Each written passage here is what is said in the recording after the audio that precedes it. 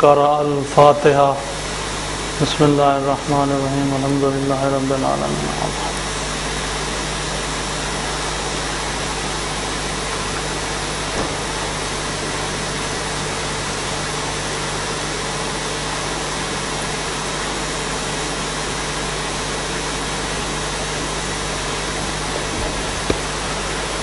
أعوذ بالله من الشيطان الرجيم بسم الله الرحمن الرحيم.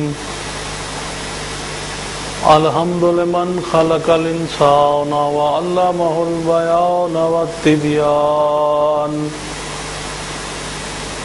وأوضح له الهدى والإيمان. الصلاة والسلام على من خص بالفرقان والآثار المحمودة الإحسان. ثم الصلاة والسلام على حجج الرحمن المطهرين عن الرجس بنص القرآن. قال الله تبارك وسبحان يا أيها الذين آمنوا كتب عليكم الصيام كما كتب من قبلكم لعلكم تتقون. صلوات.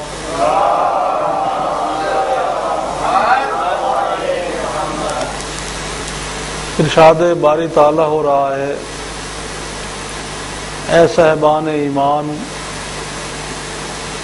تم پر روزے فرض کیے گئے ہیں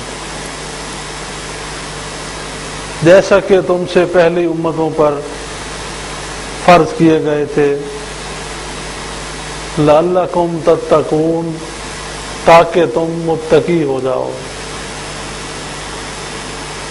قرآن کریم رمضان مبارک کے ان مقدس ایام کی طرف اشارہ فرما رہا ہے کہ اے ایمان والو یہ ماہ مبارک جو تمہارے لیے آ رہا ہے اس میں تم اللہ کے مہمان بن جاتے ہو. تمہاری ضیافت اللہ کے ذمے ہوتی ہے. حضرات گرامی اللہ نے کچھ ایام ایسے بنائے اور ان ایام کو دوسرے ایام پہ فضیلت عطا فرمائی.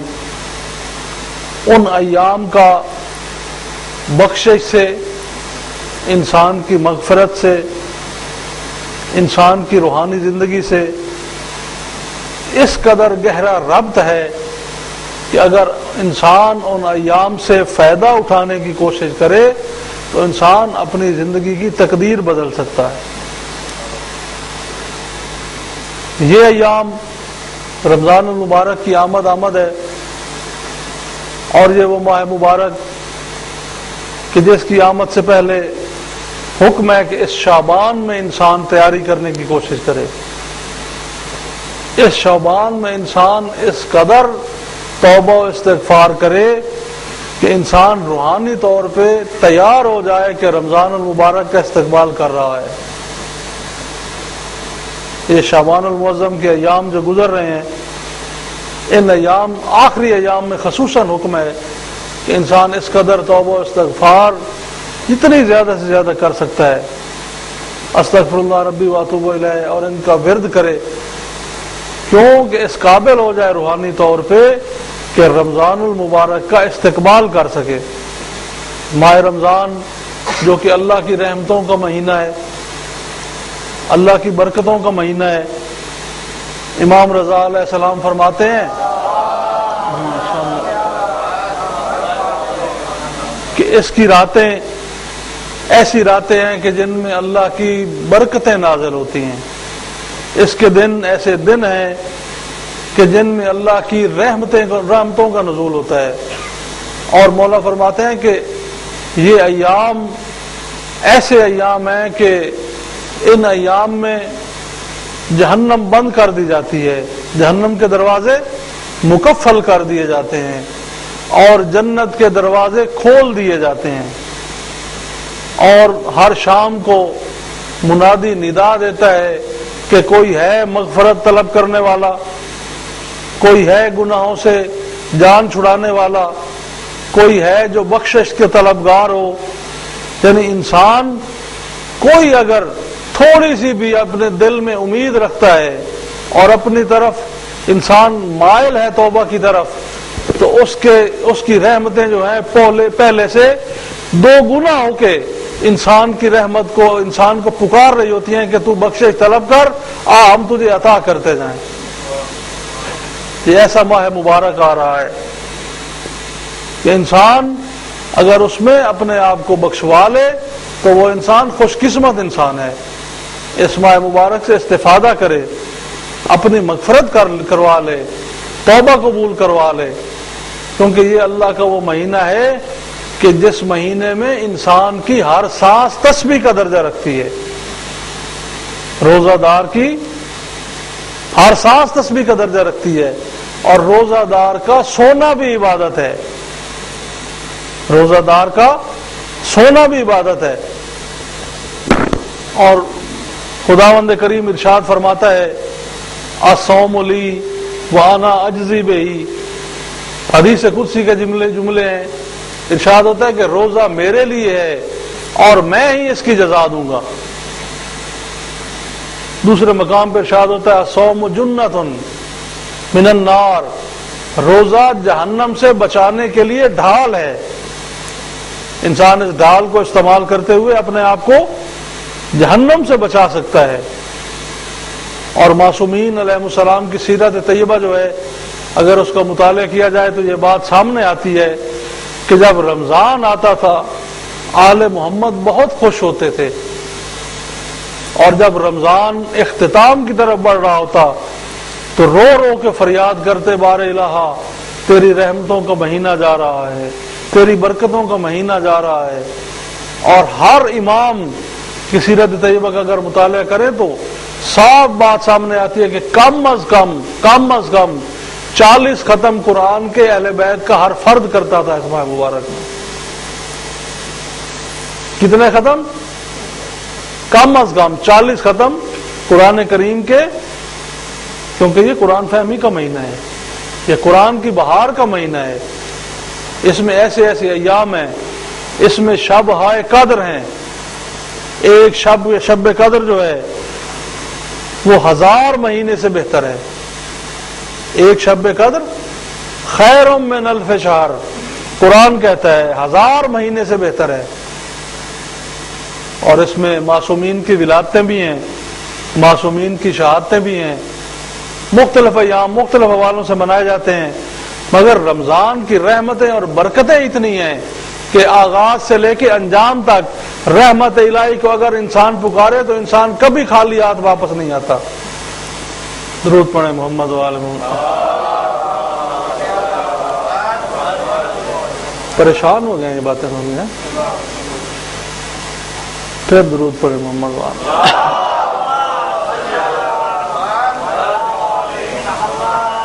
تو روزہ انسان پہ فرض کیوں کیا گیا؟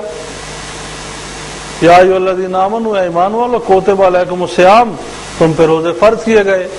کما کتب من قبلکم، جیسے کہ تم سے پہلی امتوں پہ فرض کیے گئے تھے. لعلکم تتقون، تاکہ تم متقی ہو جاؤ، صاحبان تقوی ہو جاؤ. تو روزہ جو ہے اس کے انسان کو کوئی فائدے ہیں کہ اللہ کو کوئی فائدہ ہے کہ اللہ کا راشن بچ جاتا ہے؟ ایسی کوئی بات نہیں ہے. روزہ ایک ایسی چیز ہے کہ جس کا حضرت انسان کو فائدہ ہے. حضرت انسان کو کیا فائدہ ہے؟ حضرت انسان کو طبی طور پہ فائدہ ہے. طبی طور پہ سمجھتے ہیں نا، جسمانی طور پہ انسان کو کئی بیماریوں سے بچا لیتا ہے ایک روزہ. حضرت انسان کو ایک روزہ کئی بیماریوں سے بچا لیتا ہے. مثلا انسان کے معدے کی علائشات جو ہیں، انسان کی انتڑیوں کی علائشات ہیں، جگر کے مسائل ہیں، پھیپھڑے کے مسائل ہیں، انسان کے جسم کے اندرونی حصے کو مکمل سکون حاصل ہو جاتا ہے اور انسان طبی طور پہ دوبارہ جوان ہو جاتا ہے. یعنی اتنے فوائد ہیں روزے کے کہ انسان کا اندر جو ہے وہ سارا بالکل پہلے سے زیادہ صحت مند ہو جاتا ہے. اور اخلاقی طور پہ بھی روحانی طور پہ بھی فائدے ہیں. روحانی طور پہ بھی ایک تو ثواب ہوتا ہے کیونکہ اللہ کا حکم ہے. یہ تو اللہ کی مہربانی ہے نا کہ فائدہ ہمیں ہو رہا ہے اور وہ مہربانی میں ہمیں حساب دے، ہمارے حساب میں وہ ثواب کا اضافہ کر رہا ہے. اللہ کو فائدہ ہے کوئی؟ فائدہ تو ہمارا ہے نا، وہ تو صرف ہمارے لیے کر رہا ہے، حضرت انسان کے لیے کر رہا ہے. اور روحانی فوائد بھی انسان کو ہیں، اخلاقی فوائد بھی ہیں. مثلا ایک انسان ایک امیر آدمی ہے، امیر آدمی بھی اسی طرح روزے میں صحت یاب ہوگا جیسے غریب آدمی ہوگا، مگر امیر آدمی کو یہ پتہ بھی چل جائے گا کہ بھوک کی نوعیت کیا ہوتی ہے. اسے غریب کی بھوک کا احساس ہو جائے گا کہ بھوک میں گزارا کیسے ہوتا ہے. اور پھر اس ماہ مبارک میں جب جنت کے دروازے کھل جاتے ہیں تو ارشاد ہوتا ہے کہ زیادہ سے زیادہ کار خیر کرو، یتیموں کے سر پہ ہاتھ رکھو، غرباء کو کھانا کھلاؤ، مساکین کی مدد کرو، اور روزہ دار کا روزہ افطار کراؤ. حتیٰ کہ پیغمبر اسلام کی حدیث ہے، حضور فرماتے ہیں کہ جس شخص نے ایک روزے دار کا روزہ افطار کرا دیا اس نے ایک غلام آزاد کر دیا. اتنا بڑا ثواب ہے روزے دار کا روزہ آزاد کرانا، چاہے ایک دانہ کھجور سے کیوں نہ ہو. حضور فرماتے ہیں ایسے ہے جیسے ایک غلام کا آزاد کروانا. سو گئے آپ کو پتا ہے میں الحمدللہ چاہوں تو ابھی نعرے لگوا لوں، مسئلہ نہیں ہے، مگر یہ باتیں آپ کو بتانا بھی میرے منصب کا حصہ ہے. یہ باتیں بھی ضروری ہیں کیونکہ رمضان آ رہا ہے اور اس وقت آپ لوگ جو ہے ان سے بے خبر نہ ہو.